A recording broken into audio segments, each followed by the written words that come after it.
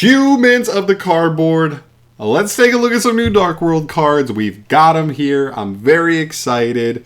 Before we get into it, just real quick, YouTube stuff. Subscribe to the channel if you have not yet, and you want to stay tuned on all new Yu-Gi-Oh! News as it gets released on the channel. Bringing you reviews and stuff like that, as well as following on Twitter. I just got a Twitter. I don't know. I feel like I should start plugging myself a little more often. I don't know. Well, let's get into this thing, though.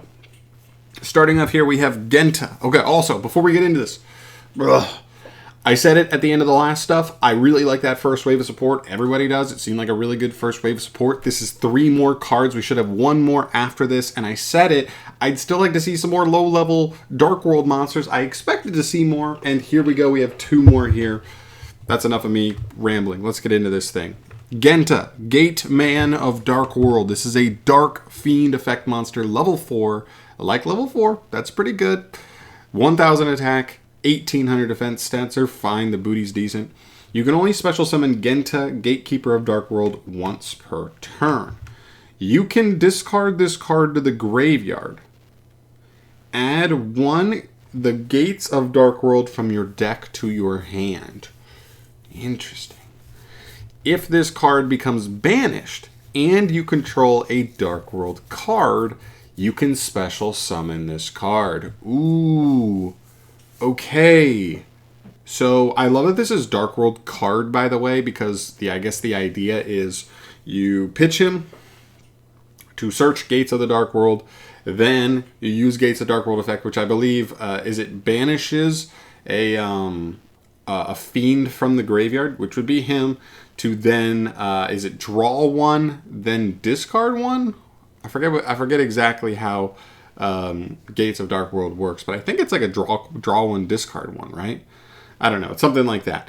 That's pretty nice because he like single-handedly almost sets up Gates of Dark World, which is really cool, and then extends himself onto the field. Super, super free and early into the combo. Really, really solid, I think. This card is interesting. I wasn't expecting this to have no like discard effect. He has a discard effect, but not like every other Dark World in the entire game. Like when it's discarded, he triggers.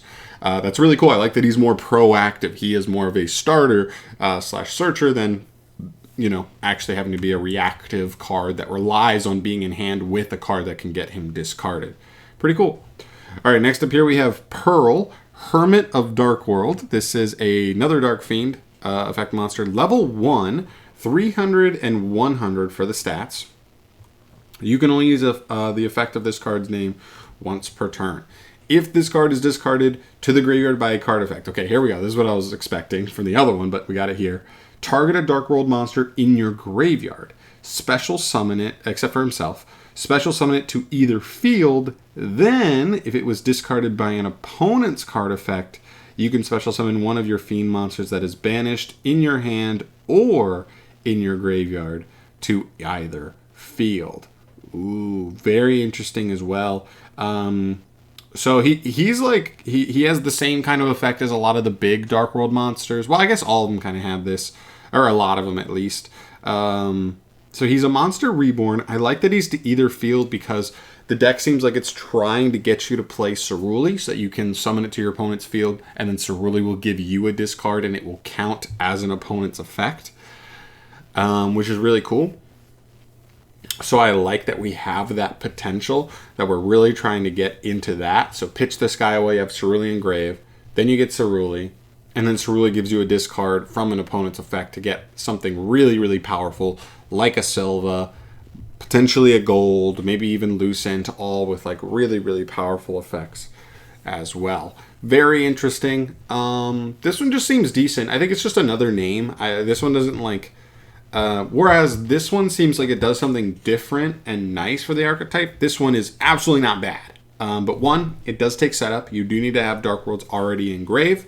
And again, it's another one of those Dark Worlds that does just kind of need a card in hand to kind of get him discarded so he can fire. So he's okay. I don't think he's amazing, but I think he's like a solid extender. He may be a 1 of or a 2 of, but also he is normal summonable, so that I like having that accessibility for in those like weird scenarios where just to kind of extend a Grapha or the other new Grapha, I think it's Rainbow, from Grave, you do need to sometimes just go, normal summon a Dark World, bounce it back to hand to summon one of those just to get him out. Like that definitely makes the deck a little more flexible that way. So that matters to me.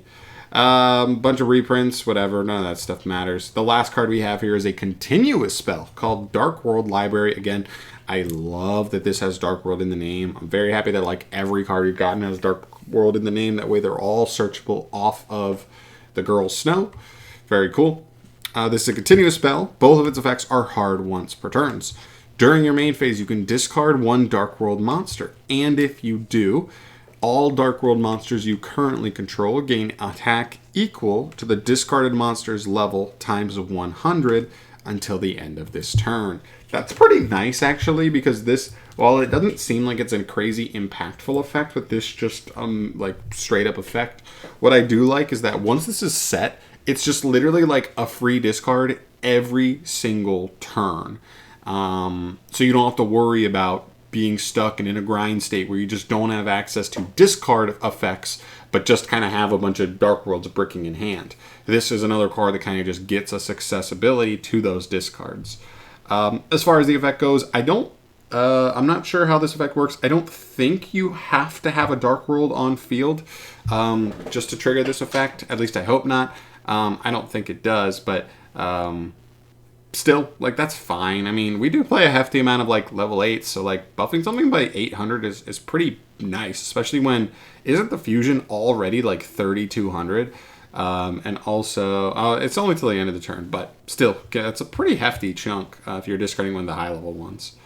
And the second effect, if your monster or monsters whose original type is Fiend is discarded by the effect of a Dark World card or an opponent's card, even during the damage step, you can discard one card, then draw 2 cards? This card triggers itself. Holy crap. This card's kind of crazy, actually. So, like, literally just opening this with any Fiend, you go, like, effect to discard to, like, buff everything. Again, I'm assuming you don't have to have a Dark World on field, but that's not the worst thing in the world, the worst stipulation. Then from there, you just get to go, oh, now I can trigger this second effect, where I get to discard another card, so that's another potential discard, and draw 2, and just find your way into more resources. Wow, completely replenishes the 2 cards you discard, which probably are Dark World, which are going to plus you anyway, with 2 more draws. Wow, this card's actually really good. Yeah, this card seems like super plus.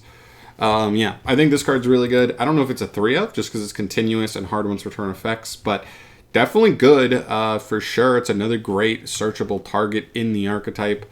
Very, very cool. Okay, I think these are 3 welcome additions. Like I said, I think this guy's my favorite of the 3, personally, although I do think this card may end up being insane draw power for the deck, as well as an insane discard outlet as well. This guy's solid.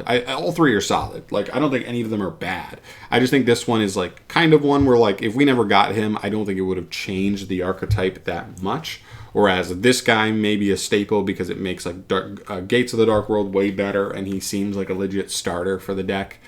And then this card seems like another welcome addition of draw power and discard outlet at the same time, which obviously welcome. Like, the biggest worry I have as a player is consistency, and the one way this deck can ever lack consistency is if you just draw too many Dark Worlds, no ways to discard them. That's how you lose in this deck without even having a chance to play. So seeing more cards that give us opportunities to discard is what I am looking for, and this little wave is just another welcome addition. Keep in mind, the Structure Deck R series does not almost always, literally everyone they've done, I think, has done 8 exact cards of support as far as new cards go. These are 3 more on top of the 4 we originally got, so we should have 1 more card as far as new stuff goes. I don't even have the date with me, but I believe this is coming out pretty soon. I imagine we're like less than a month away or close to that, so we should only have 1 more card to go there. Really, really cool. I'm really excited for this stuff. This isn't even my kind of deck, but I just think it's a really cool deck. I've always loved them aesthetically. I love Fiend decks. They're just dope. And yeah, I can't wait to see what people come up with as far as this deck goes. I think we're going to see Silva banned because of this deck, but we'll see it when we see it, and then we can react from there. But yeah, that's it for me, guys. I'm getting the heck out of here. Thank you so much for watching. As always, like I said, subscribe to the channel if you want to stay up to date on all things Yu-Gi-Oh! News and new card reveals, all that stuff, and more Yu-Gi-Oh! From me. Bye.